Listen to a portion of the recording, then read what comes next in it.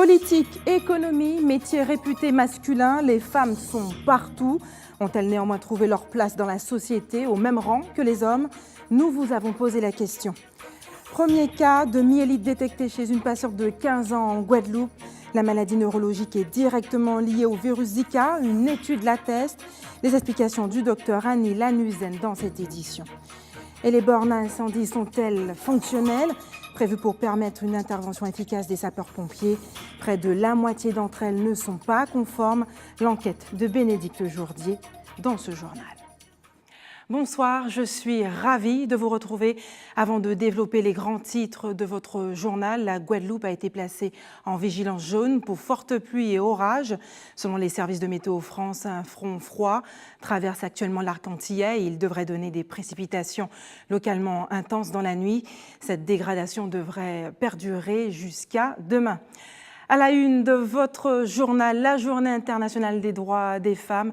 Entre espoir et désillusion, les femmes ont mené un long combat pour obtenir les mêmes droits que les hommes, celui de faire entendre leur voix aux urnes en 1944, à celui de pouvoir travailler, un droit acquis en 1965.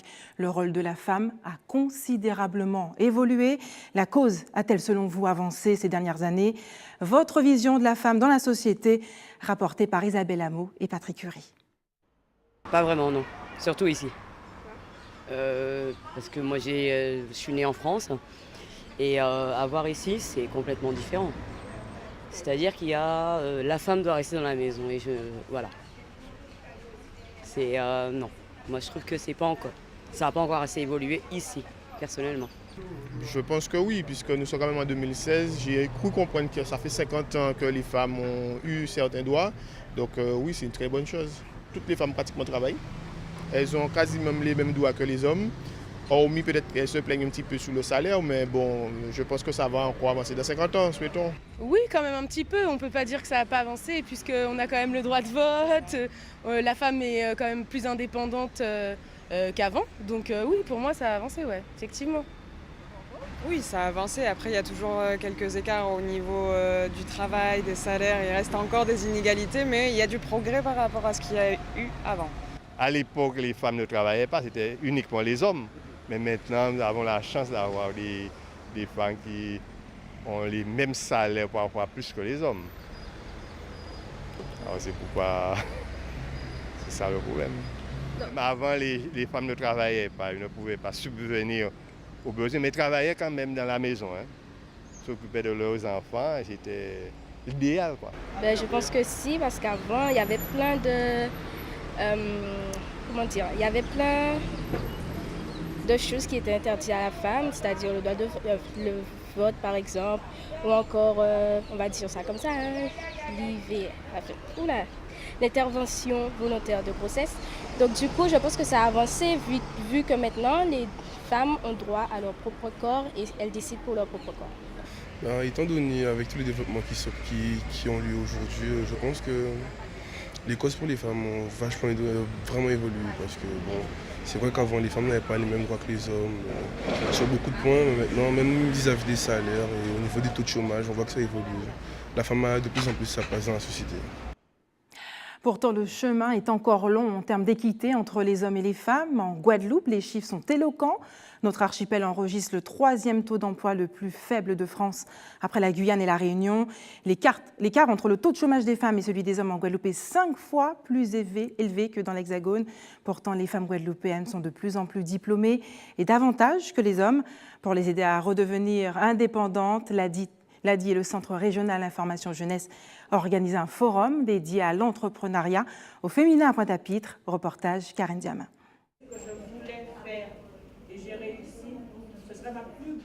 Porteuse de projets pâtissiers depuis maintenant 12 ans, Micheline a souhaité porter son expérience à toutes ces autres femmes qui rêvent elles aussi de devenir des entrepreneuses. Moi, je suis pâtissière depuis plus de 20 ans. J'ai surtout travaillé en métropole, mais j'ai toujours apporté ma petite touche antillaise partout où j'ai travaillé. Et ensuite, après, j'ai eu un licenciement économique. Il fallait rebondir tout de suite. Créer une entreprise, c'est comme si on était enceinte et on accouchait de bébé. C'est notre bébé à nous. On va se battre pour lui, on va se lever tous les matins s'il faut, que ce soit l'heure peu importe. Et je trouve que une femme qui entreprend, pour nous antillaises, c'est quelque chose de fort. Un message qui aura fait effet chez Stéphanie, qui elle aussi souhaite lancer sa ligne d'accessoires chic. Ça donne des ailes, mais c'est aussi, on va dire, ça fait un peu peur. Parce que 12 ans, elle a du courage. Parce que moi aussi, j'ai vraiment envie d'évoluer, mais 12 ans à tenir comme ça un projet, c'est que franchement, elle a vraiment envie. Mais c'est vrai que c'est encourageant quand même. Parce que quand on se dit, si elle, ça fait 12 ans qu'elle maintient quand même son projet, ça va limite se concrétiser bientôt. Donc, je me dis, il faut y aller aussi et y croire jusqu'au bout, malgré les épreuves qu'on risque de surmonter. Alors, pour les accompagner dans leurs multiples démarches, le CRIJ et l'ADI ont mutualisé leurs compétences.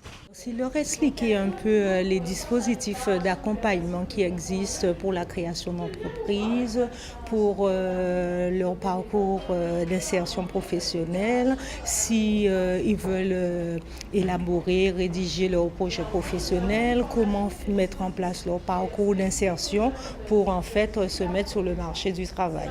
L'ADI accompagne les femmes afin de vraiment viabiliser le projet pour qu'elles puissent créer leur emploi, mais créer leur emploi durablement. D'où va rentrer la notion d'accompagnement. Certes, nous faisons du financement, mais comme on dit, on aime bien le terme microcrédit accompagné. Vraiment leur donner de l'information avant, pendant et après la création d'entreprise pour qu'elles puissent vraiment optimiser cette structure qu'elles ont créée, en vivre et faire vivre leur foyer. En Guadeloupe, les femmes sont les premières touchées par la précarité de l'emploi. L'entrepreneuriat devrait probablement inverser cette tendance. Dans certaines professions, la mixité est loin d'être une réalité, notamment dans les métiers réputés masculins. Chez les sapeurs-pompiers, on compte 250 femmes volontaires en Guadeloupe, 15 professionnels et une seule gradée au rang d'officier.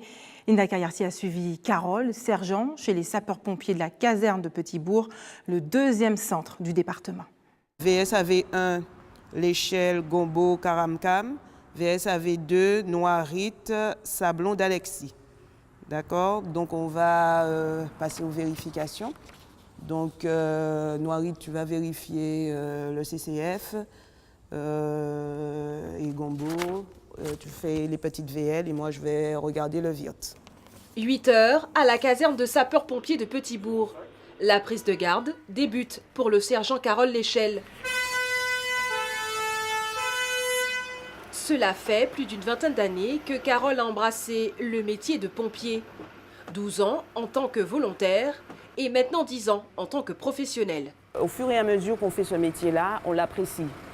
Et donc, c'est quelque chose qui va totalement avec mon caractère. Donc, c'est pour ça que je m'épanouis dans cette profession. Depuis que j'ai commencé jusqu'à maintenant, je n'ai aucun mal à me réveiller le matin pour aller travailler.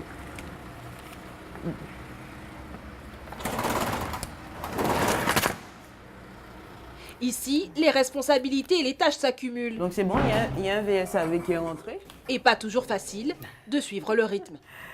Désolée, hein. Nous sommes amenés à faire pas mal de choses. C'est-à-dire que là, après la vérification, en principe, on s'accorde quelques minutes si certains n'ont pas eu le temps chez eux de prendre le petit déjeuner. Et à 9h, on commence l'instruction. À 9h30, on commence l'instruction. Donc l'instruction, c'est qu'on refait des gestes techniques. Référent sport, formatrice spécialisée en mer, Carole porte fièrement l'uniforme de soldat du feu, comme un homme. On arrive à faire sa place par la compétence. C'est-à-dire qu'il faut, je pense, moi c'est mon avis, oublier qu'on est une fille et qu'on est totalement capable de faire tout ce que les garçons font. Ne pas se mettre en compétition avec les autres, on est en compétition qu'avec nous-mêmes et de toujours aller de l'avant et de toujours penser positif. Départ des salles 2. 10 heures, fin du tournage. Le sergent Léchelle doit partir immédiatement d'intervention. C'est bon Laurent, je vais où? À Petit-Bourg. À Petit-Bourg. Pour les ensuite à chute. Ok, sans problème. Au pas de course, la journée de Carole est loin d'être terminée. Fin de sa garde, Demain matin, 8h. C'était Acodis, départ du VSAV2 de Petit-Bourg. Autre métier autrefois réservé aux hommes, celui de gendarme. En Guadeloupe, cette féminisation représente 19% des effectifs. Yvan Lemar a rencontré l'une d'entre elles, Catherine Marzé. Elle rêvait depuis son enfance de porter l'uniforme. Oui, allô, c'est gendarme Marzé, là, la BDRJ. C'est juste pour vous dire que c'est bon, j'ai quelque chose qui ressort concernant la plaque d'immatriculation de la Volkswagen. Donc je confirme ça par message et je vous envoie ça. Catherine Marzé est gendarme depuis 25 ans. Elle est plus précisément analyste judiciaire. Je travaille à la brigade départementale de renseignement et d'information, et d'investigation judiciaire. En fin de compte, je travaille pour mes collègues sur le terrain. Je reçois tous les jours les messages de tous les faits de délinquance qui se sont commis sur la Guadeloupe. Et en fait, je fais des rapprochements suite aux méfaits qui sont commis en Guadeloupe afin de pouvoir identifier les mises en cause ou éventuellement d'orienter les enquêtes pour mes collègues. Devenir femme gendarme est un rêve de petite fille que Catherine Marzé a concrétisé. J'ai une vocation parce qu'à l'âge de 6 ans, avec ma maman, on se promenait dans ma ville natale devant une caserne. Et à 6 ans, j'ai dit à ma maman, un jour je ferai mon service militaire. Et bon, ma maman m'a regardé bizarrement en disant, oui ma fille, on verra, t'as que 6 ans, on verra. Et effectivement, c'est resté. Et à l'âge de 18 ans, j'ai tenté le concours gendarmerie. Trop jeune à l'époque pour devenir gendarme, elle sera gendarme auxiliaire, puis gendarme en 1993 et travaillera sur le terrain en Île-de-France durant 11 ans. Au début, où il y a eu les premières femmes en gendarmerie, donc c'était pas évident, donc il a fallu faire ses preuves. Je devais être égale, voire un peu plus... travailler un peu plus qu'un gendarme masculin pour faire mes preuves. Mais ça s'est super bien passé puisqu'on n'était vraiment pas beaucoup au départ en unité de terrain. Moi, je sais que j'étais toute seule, donc on était un petit peu chouchoutés, on était la chouchoute de la brigade. Mais c'est vrai qu'il fallait montrer un peu plus que les hommes, quoi. Être femme gendarme sur le terrain, une situation pas toujours facile à vivre. Ça peut aussi bien calmer certaines situations, comme certaines fois ça peut les envenimer parce que justement, on peut être le maillon faible. Il y a un groupe de gendarmes qui interviennent, ce sont des hommes, voilà, c'est le rapport de force. Maintenant, l'élément faible, ça peut être le personnel féminin. Mais bon, on nous dit, généralement, on est là, on fait comme les hommes, on se dit, il faut qu'on y aille aussi, donc on y va. C'est vrai que les gens sont souvent surpris qu'on ne se laisse pas faire. Et il vaut mieux. Pour réussir en tant que femme dans la gendarmerie, pour Catherine Marzé, la recette est assez simple. Aimer le risque, avoir un très très fort caractère, ne surtout jamais se laisser monter sur les pieds. Surtout ça, je pars par rapport à la population. Maintenant, garder son côté féminin, ne surtout pas tomber dans le côté masculin. Il faut rester comme on est. Maintenant, voilà, avoir un caractère très, très, très fort. Pour le moment, on compte 130 femmes dans l'effectif de la gendarmerie de Guadeloupe et Île-du-Nord. Elle est présentée comme une icône de la pugnacité par certains spécialistes. La présidente du conseil départemental de la Guadeloupe nous a rejoint. Bonsoir Josette Borel-Lincertin. Bonsoir. Merci d'avoir accepté notre invitation. Comme cette jeune femme, vous rêviez également de faire carrière en politique ? Pas vraiment, j'avais choisi d'être enseignante d'abord. J'ai fini une carrière professionnelle en tant que chef d'établissement. Puis c'est la parité. Je pense que sans la parité, je n'aurais pas été là. Cependant, je suis une élue, je suis présidente du conseil départemental et c'est comme si je vivais un rêve mais qui a ses obligations, ses rigueurs et ses exigences. Vous l'avez dit, vous avez été élu grâce à la parité. Au conseil régional, vous étiez en note 47,8% de femmes qui siègent en 2014 contre 27% en 1998. Mais c'est la loi qui l'a imposé. Est-ce qu'on peut parler d'une réelle avancée dans les mentalités ? Effectivement, je crois qu'en 2004, quand j'ai été appelée par Victoria Lurel, j'ai eu la chance de commencer, je dirais, une belle aventure pour les femmes, puisque j'étais deuxième sur la liste. Je suis restée première vice-présidente durant les 2 mandatures de Victoria Lurel, et il y avait autant d'hommes et de femmes dans l'hémicycle, et même à la commission permanente, ce qui n'était pas une obligation. Cependant, c'était vraiment l'occasion de dire que les femmes, enfin, retrouvent leur vraie place au sein de cet hémicycle. Est-ce que l'exercice du pouvoir est plus difficile pour une femme que pour un homme en Guadeloupe? Ah, certainement. Et je pense qu'un peu partout. Mais chez nous, dans nos sociétés, en Guadeloupe, c'est vraiment beaucoup plus difficile, plus compliqué. C'est-à-dire qu'il faut en permanence être vigilant, en permanence être sur... Que faut-il de plus? La rigueur, je dirais le talent, bien sûr, mais aussi les compétences. Je crois que c'est ce qu'on exige de nous, beaucoup plus d'investissement personnel, beaucoup plus de réussite. Et je le disais souvent, un homme qui échoue quelque chose, eh ben, c'est un accident de la route. Une femme qui fait disons entre guillemets une bêtise, eh ben, c'est de l'incompétence. Alors que nous avons les mêmes possibilités eh ben, de faire un faux pas. Mais c'est vrai que nous devons faire beaucoup plus pour être acceptés par la population, surtout dans ce monde d'hommes. Et par les élus, par Josette Borel-Incertain. Vous avez d'ailleurs été vous-même attaqué. Certains n'ont pas hésité à remettre en cause votre légitimité au Conseil régional après le départ de Victorin Lurel. Comment vous avez vécu cette période? Un peu difficile parce que c'est vrai qu'on donne dans ce pays-là, mais je pense même que ce n'est pas ma légitimité qui a été mise en cause. J'étais là à un moment donné, j'ai fait ce qu'il fallait faire. Le retour de Victorin Lurel, eh bien, c'était un retour attendu. Moi-même, je disais souvent à Victorin Lurel, il faut que tu reviennes, je te prépare la place, tu trouveras une région qui marche. Et puis, peut-être que Victorin Lurel est arrivé à un moment où on ne l'attendait pas. Cependant, je dirais, nous avons fait du chemin ensemble et nous nous sommes appréciés. Vous avez réussi à vous émanciper, finalement? Je n'ai jamais été sous tutelle. J'étais dans une équipe, et une très très belle équipe, et je crois qu'il faut savoir travailler en équipe. Donc, de par mon métier, de par ma formation, je savais que dans une équipe, il y a un chef, il y a un guide. Et donc, et c'est ça qu'il faut apprendre quand on a été sur une liste. Aujourd'hui, présidente du conseil départemental, j'ai bataillé. Comme toutes les autres, et je parlerai des femmes, comme toutes les autres femmes, eh bien, nous sommes allés à la conquête avec notre potentiel, avec nos compétences, avec notre volonté. Mais sur une liste, eh bien, nous avons quelqu'un qui nous a guidés. Et je crois que c'est ça qui est important. Et puis, le travail en équipe, quelle belle chose. Quelle belle chose de se dire que je participe à une belle aventure, je participe à l'équipe à faire des avancées, à produire, je dirais, un certain nombre un cadre dans lequel évoluent les Guadeloupéens. Josette Borel-Incertain, merci d'avoir accepté de répondre à nos questions. À la mi-janvier, une jeune fille de 15 ans présentait des troubles d'hémiplégie gauche et de rétention urinaire. Il s'est avéré qu'elle souffrait en réalité d'une myélite, une maladie de la moelle épinière, dont le lien avec le virus Zika a été clairement établi aujourd'hui par des scientifiques. On écoute les explications du docteur Annie Lanuzen, interrogée par Bénédicte Jourdier. Donc elle avait présenté une semaine auparavant des maux de tête.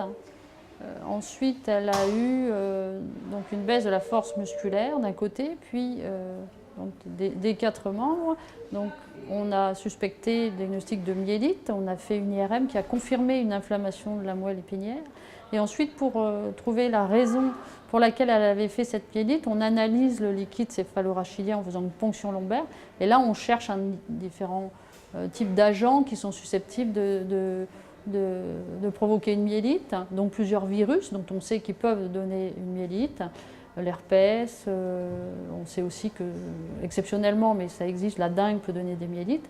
Et là, on a également cherché le virus Zika parce qu'on savait qu'il sévissait dans la zone Caraïbe, et on a trouvé la présence du virus dans le liquide qui entoure le système nerveux central. Tous les autres agents infectieux, tous les autres virus étaient négatifs. On ne sait pas actuellement, et on n'a aucune idée de la fréquence de ces complications neurologiques. On a un cas, on espère fort que ce sera un cas isolé. On sait que par exemple pour la dengue, il y a quelques cas, mais sur le nombre de dengues qui ont été diagnostiqués, c'est très peu fréquent. On espère que pour le Zika, ça sera la même chose, mais en tout cas, dans l'état actuel des connaissances, ça n'a pas été décrit, c'est le premier cas. Il faut néanmoins en avoir connaissance puisqu'il faut savoir le diagnostiquer pour prendre en charge et mettre en route le traitement le plus rapidement possible. Les employés de la société spécialisée dans la collecte de déchets étaient mobilisés aujourd'hui aux Abîmes devant leur établissement. Ils dénoncent le non-paiement de leur salaire depuis le mois de novembre. Une trentaine d'agents sont concernés. Le reportage de Karen Diamin. Spécialisée dans la collecte de déchets, l'entreprise STGC connaît depuis novembre dernier une situation économique des plus tendues. À ce jour, les salariés ont été payés par à-coup, donc bien sûr, on ne peut pas continuer. La trésorerie de la société est à l'asphyxie, donc on était obligé de faire cette action pour sensibiliser les collectivités, les instances, puisque depuis quand même quelques mois, il y a des courriers qui sont partis demandant quand est-ce les paiements, et à ce jour, toujours rien. Nous, en tant que salariés dans le secteur de l'environnement, on se dit, la semaine dernière, il y a eu la CCI qui a fait un lancement du programme Stop Zika, je m'engage. Alors, est-ce que les responsables sont conscients car aujourd'hui, à cause de la non-collecte, c'est quand même un vecteur pour les moustiques. Donc, on se dit, est-ce que réellement il y a une prise de conscience? Est-ce que ce n'est pas du blablabla? De son côté, la ville des Abîmes, directement mise en cause, affirme que certaines démarches ont d'ores et déjà été mises en place. J'ai rencontré le personnel de cette entreprise-là afin de les rassurer, puisque nous avions déjà effectué les mandats. Et ce n'est surtout pas, il faut noter qu'il ne s'agit pas d'un problème ni budgétaire ni de trésorerie, simplement c'était un problème technique. Nous avons eu aussi quelques petits soucis techniques au niveau informatique, puisque nous avons changé tout un logiciel informatique, donc ce qui a créé un peu de retard. Cela dit, je les ai rassurés afin qu'ils comprennent que la collectivité prend en main bien les choses et tient surtout à honorer ses engagements, ce que nous avons fait. Et que bon, voilà, j'ai promis au gérant de l'entreprise, de la société sous-traitante, de lui donner les éléments de mandat, et que nous avons tout de suite pris la tâche de la trésorerie pour activer ce paiement pour permettre à l'entreprise de reprendre un fonctionnement normal. Néanmoins, les salariés restent véatifs. Si réellement, d'ici 2 jours, ce n'est pas fait, je crois que la mobilisation, on va corser les choses, à savoir bloquer la mairie. On le dit franchement, hein, on va bloquer la mairie et avec toutes les conséquences que qui pourraient résulter. Merci. Ouais, c'est un manque de respect. C'est un manque de respect. En attendant la confirmation de paiement, les salariés restent mobilisés. La maire de Basse-Terre, Marie-Luce Panchard, prend ses distances avec le parti Les Républicains. Elle a annoncé la création de son nouveau mouvement politique, le Rassemblement des forces basse-terriennes. Dans de nombreuses communes de la Guadeloupe, les bornes à incendie prévues pour permettre une intervention efficace des pompiers ne fonctionnent pas. Pour la commune de Bémao, sur 457 points d'eau d'incendie, 88 sont hors service et 150 méritent d'être réhabilités. L'enquête de Bénédicte Jourdier. Anthony et Romain installent un débitmètre afin de mesurer la pression de cette borne incendie. Ils recensent et géolocalisent tous les hydrants sur la commune de Bémao. On fait 2 mesures. Un pressure statique, c'est-à-dire vanne fermée, et une vanne ouverte à gueule B, et on mesure le débit, les 2 débits. Il vérifie donc l'état général de l'hydrant, son accessibilité et sa conformité aux normes SDIS, le service départemental d'incendie et de secours, c'est-à-dire à un débit de 60 m3/h à 1 bar de pression. Cet audit a été commandé par la ville de Bémao en 2013, toujours en cours d'actualisation cette année. Jusqu'à aujourd'hui, 475 poteaux et bouches d'incendie ont été répertoriés. Sur cette carte, voici en vert les 188 bornes opérationnelles et conformes aux normes SDIS. 49 autres sont opérationnelles mais non conformes. Et en rouge, les 85 bornes hors service. On a 85 poteaux qui sont complètement HS à changer. Et on en a 153 qui sont à rénover et qui sont en eau mais dont la pression n'est pas suffisante. Mais ça peut provenir de problèmes sur le réseau d'eau potable. Avec cet audit, un plan d'action va prochainement être mis en place pour remettre en état les hydrants de la ville. On en remet grosso modo une quinzaine en état chaque année, puisque c'est un équipement qui coûte. La commission d'aménagement et de travaux de la ville va devoir se prononcer sur un zonage pour phaser un peu le plan d'action, puisque sur 1 million, on ne pourra inscrire que 300 000 € cette année. Et en fonction de ça, on va faire les priorités, donc ça sera décidé par les élus. Et sur 3 ans, donc, on arrivera à remettre en état la totalité du parc. En attendant, ces données seront très prochainement transmises au service départemental d'incendie et de secours afin de pouvoir réagir au mieux en cas de risque d'incendie. Donc nous savons précisément quels sont les hydrants qui fonctionnent ou pas. Arrivé là-bas, nous nous branchons normalement pour alimenter nos engins, mais toutefois, pour une raison quelconque, il se pourrait qu'il n'y ait pas d'eau. Donc nous allons nous approvisionner vers un hydrant qui est plus éloigné. Nous avons la possibilité de faire venir un engin qu'on appelle un dévidoir automobile. Nous avons aussi la possibilité si le sinistre se trouve près d'un point d'eau naturel, comme une rivière ou la mer, et que ce point d'eau est accessible, nous avons la possibilité aussi de nous mettre en aspiration pour aussi avoir de l'eau. Le recensement des bornes est encore en cours d'actualisation puisque de nouveaux hydrants ont été installés dans les années 2014 et 2015. Le budget de rénovation devrait être transmis aux élus fin mars. Le plan d'action, lui, pourrait commencer au mois de mai. Dans un instant, nous le verrons, la soufrière est surveillée de très près. Et puis l'art vu par les femmes à la Maison de l'Art à Basse-Terre. Les pesticides sont désormais quantifiés et identifiés dans certaines de nos rivières. Les équipes de l'INRA, du CIRAD et du Bureau géologique et minière travaillent ensemble afin d'évaluer les risques liés aux pratiques agricoles. Leur ambition, proposer aux agriculteurs des méthodes moins polluantes et donc plus durables. Reportage Bénédicte Jourdier. Installée depuis janvier 2015, cette pompe est programmée pour prélever à chaque fois 100 ml d'eau de la rivière Pérou située en contrebas. L'idée est d'avoir donc des prélèvements hebdomadaires et annuels de manière à pouvoir quantifier et identifier les molécules présentes donc dans l'eau de la rivière et qui sont en fait issues des pratiques culturales en amont. Alors ce sont des molécules donc, qui sont liées donc, aux pesticides utilisés, qu'il s'agisse donc, de fongicides, d'herbicides. Alors il peut y avoir par exemple du glyphosate. Anciennement donc, nous avions la chlordécone, donc avant l'interdiction, mais cette chlordécone comme elle est très rémanente se trouve encore dans les sols. Comme cette station de mesure, il en existe 3 autres mises en place dans le cadre de l'OPAL, l'Observatoire sur la pollution agricole aux Antilles. Et parallèlement au prélèvement effectué automatiquement, une sonde télétransmet des caractéristiques de la rivière Pérou. Cette sonde mesure, enregistre la conductivité, le niveau de l'eau, la température de l'eau et la turbidité de l'eau. La turbidité correspond à la clarté de l'eau. Chaque semaine, les échantillons sont récupérés par les agents du CIRAD et de l'INRA. Toutes ces mesures sont indispensables pour évaluer justement la pollution actuelle.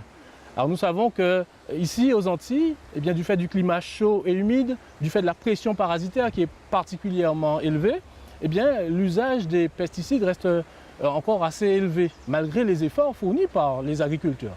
Donc l'évolution des polluants présents dans l'eau de la rivière va nous permettre à terme, et cela couplé à des enquêtes qui vont être réalisées donc, par les 2 équipes de l'INRA et du CIRAD, eh bien, de proposer aux agriculteurs, donc aux professionnels, des méthodes qui permettraient donc d'aller vers des pratiques moins polluantes et donc plus durables au niveau de l'agriculture. L'observatoire comprend également 3 forages pour le suivi des eaux souterraines gérées par le Bureau de recherche géologique et minière, des données mises en commun pour une étude globale. Parce qu'à l'heure actuelle, on ne sait pas encore vraiment prédire le risque de retrouver tel ou tel pesticide dans la rivière. Les analyses, elles, sont effectuées dans un laboratoire situé dans la Drôme. Les premières conclusions devraient aboutir d'ici la fin de l'année 2016 pour une meilleure gestion des pollutions liées à l'agriculture. De jour comme de nuit, elle continue de ronfler. Il s'agit de la soufrière. Elle fête cette année le 40e anniversaire de l'éruption de 1976. Elle est néanmoins surveillée de très près par l'équipe de chercheurs et de techniciens du Centre volcanologique de Gourbert. Voyons le reportage de Loïs Ignace. Impossible d'oublier cette partie historique de la Guadeloupe, celle de l'éruption de la Soufrière le 8 juillet 1976. Les scientifiques ont mené de nombreuses études sur ce phénomène. La directrice de l'Observatoire volcanologique et sismologique de Gourbert nous raconte ce qui s'est passé au cœur du volcan. C'est la dernière éruption phréatique de la Soufrière en Guadeloupe qui a duré plusieurs mois avec plusieurs phases explosives importantes. On en a énuméré à peu près 26.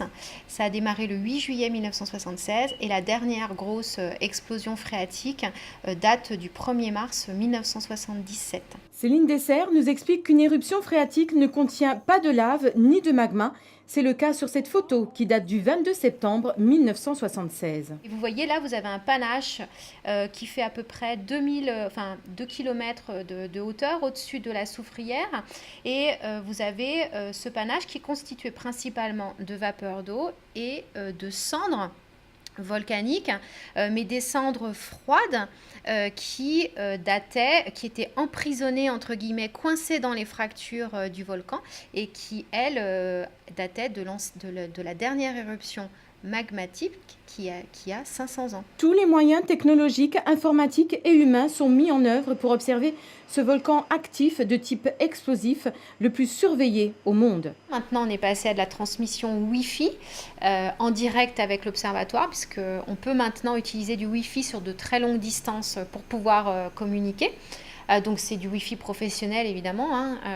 Et puis on est même passé maintenant à de la transmission satellitaire. Un volcan bien vivant, comme en témoignent les fumerolles et les différents séismes. Alors doit-on prochainement craindre une éruption volcanologique ? Il n'y a pas de raison que ça change.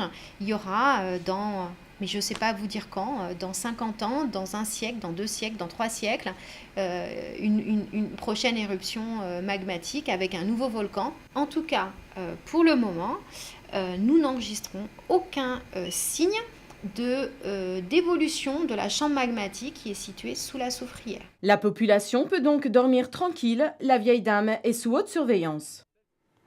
Partons maintenant en Guyane à la rencontre d'une conductrice de bus. Le portrait est signé Jonathan Lariot d'ATV Guyane. Cayenne, la circulation est à son comble. Au milieu de tout ça, Yasmina se ferait en chemin. Conductrice de bus pour une compagnie de transport public, elle fait partie de ces femmes qui ont su se faire une place dans un secteur en grande partie masculin. Il est vrai qu'il y a beaucoup d'hommes dans ce métier-là, mais au point d'avoir beaucoup de discrimination, non, ça s'est bien passé. Parce que j'étais entourée de beaucoup d'hommes au sein du RSMA, parce que j'étais la seule fille justement à passer le permis. Et tout le temps, c'était la vanne, des blagues et tout. Et moi, c'était une manière de montrer qu'une femme aussi peut arriver où un homme arrive aussi. Donc c'était des concours en examen. En plus j'étais parmi les meilleurs, alors c'était un bonus.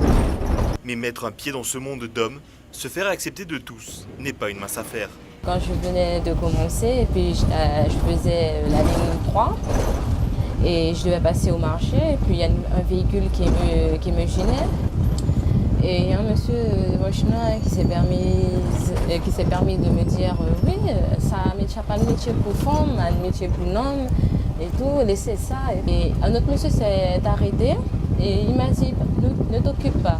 C'est bien, une femme qui est au volant, il n'y a pas plus beau métier, c'est beau à regarder. Et si chaque jour amène son petit lot de tracas pour Yasmina, elle reste sûre d'elle et de sa position. Les mentalités évoluent.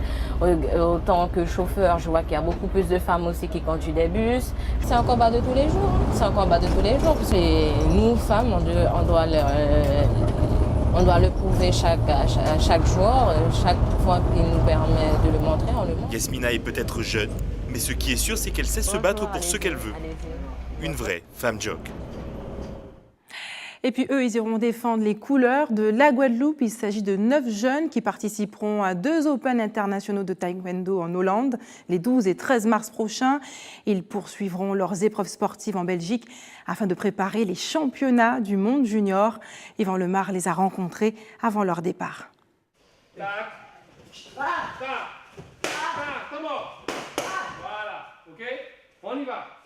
Ils sont cadets ou juniors, mais n'ont qu'un objectif, briller aux compétitions internationales pour faire partie de la sélection de la Guadeloupe qui participera au prochain championnat du monde. Les championnats du monde, on commence à détecter 2 ans avant.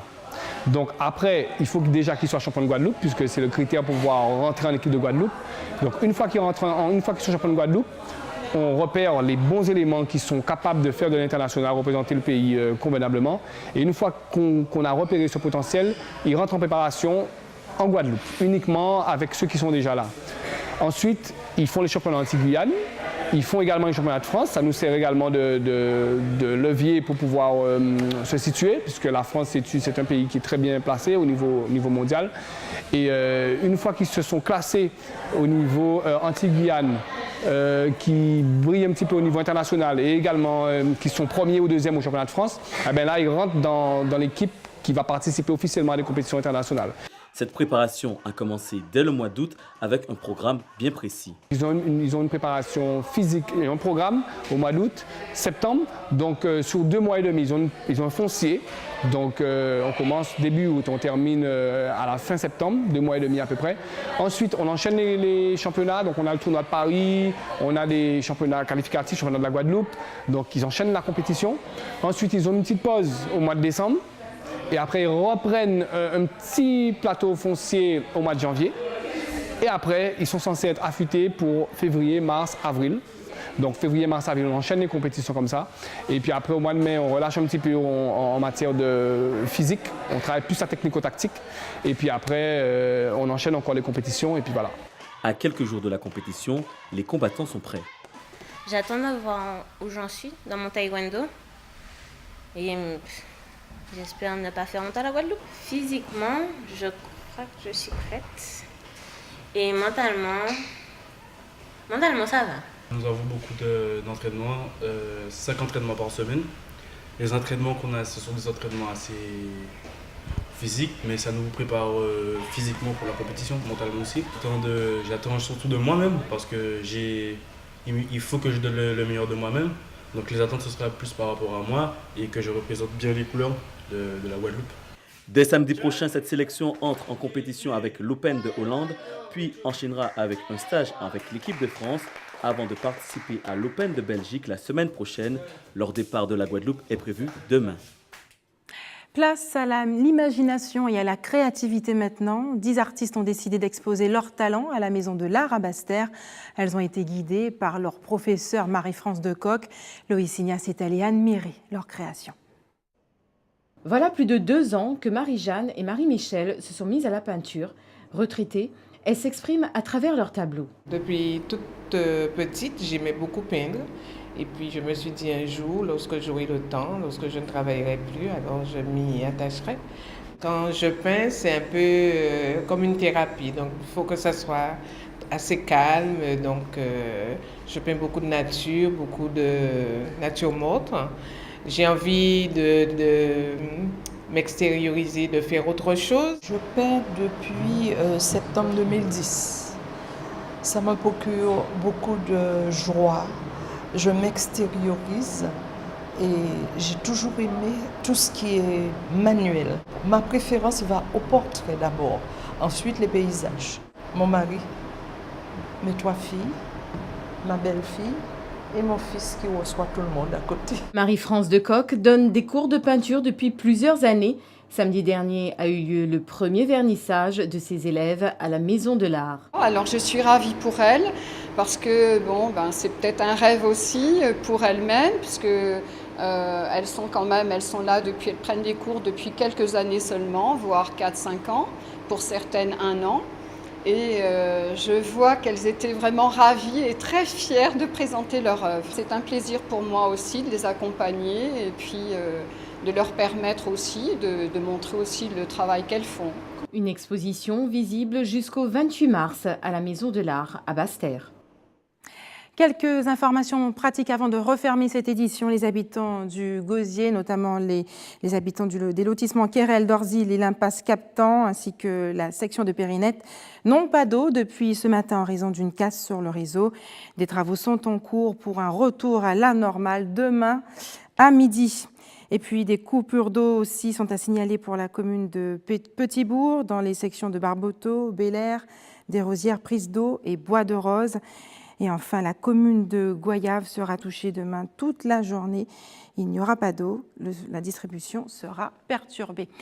C'est la fin de la tranche d'information locale et régionale. Dans un instant, question directe présentée par Eddy Planté.